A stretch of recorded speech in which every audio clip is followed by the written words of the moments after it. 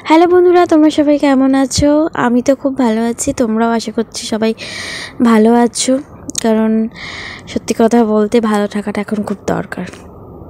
যাই হোক, আজকে আমার মেয়ের ন্যাড়া হওয়ার ভিডিওটাই তোমাদের সাথে শেয়ার করছি। আজকে হচ্ছে 18ই আগস্টের এটা ভিডিও। 17ই আগস্ট ওর 18 মাস কমপ্লিট হয়েছে। ওদের অন্নপ্রাশনে ন্যাড়া হওয়া নেই, 18 মাসে ন্যাড়া হওয়া, তাই জন্য 18 মাস কমপ্লিট হলো 17 তারিখ। আর আজকে হচ্ছে 18ই আগস্ট। আমি ন্যাড়ার কথা নিয়ে গেলাম।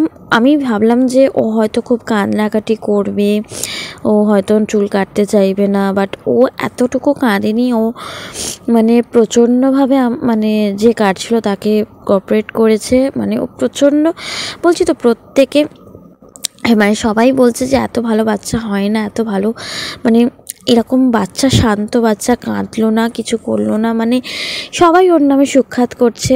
মা হিসাবে এটা শুনতেও ভালো লাগছিল। মানে মা, বাপি, আমি সবাই খুব টেনশন করছিলাম, বাট দিনটা খুব ভালোভাবে কাটিয়েছি। আর সেদিনকে খুব বৃষ্টি হচ্ছিল, তাই জন্য যাওয়ার সময় আমি তাড়াতাড়ি করে গেছি 12টা নাগাদ। খুব তাড়াতাড়ি হয়ে গেছে যেহেতু কোনো ডিস্টার্ব করেনি, সেই জন্যই। তো যাই হোক, এবার খালি পুজো দেওয়াটা বাকি, সেটা বাবা গিয়ে দিয়ে আসবে পঞ্চমন মন্দিরে চুলটা দিয়ে।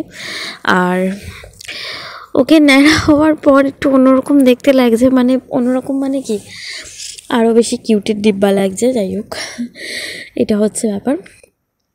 তবে হ্যাঁ, একটা জিনিস আমি বলতে বাধ্য হচ্ছি, সেটা হচ্ছে আমার নিজের মেয়ে বলে নয়, ও সত্যিই খুব ভালো। মানে ওর মধ্যে যে ধৈর্যটা ভগবান দিয়েছে সেটা সত্যি, মানে তবে হ্যাঁ, চুলটা কাটানোর পর আমি অনেক স্যাটিসফাইড।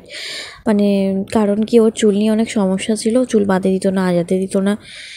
সেখান থেকে অনেক বাঁচোয়া, বাবা ন্যাড়া থাক ভাই, চুল ছোটো ছোটো থাক, চুল নিয়ে কোনো সমস্যা হবে না বাঁধাবুদির।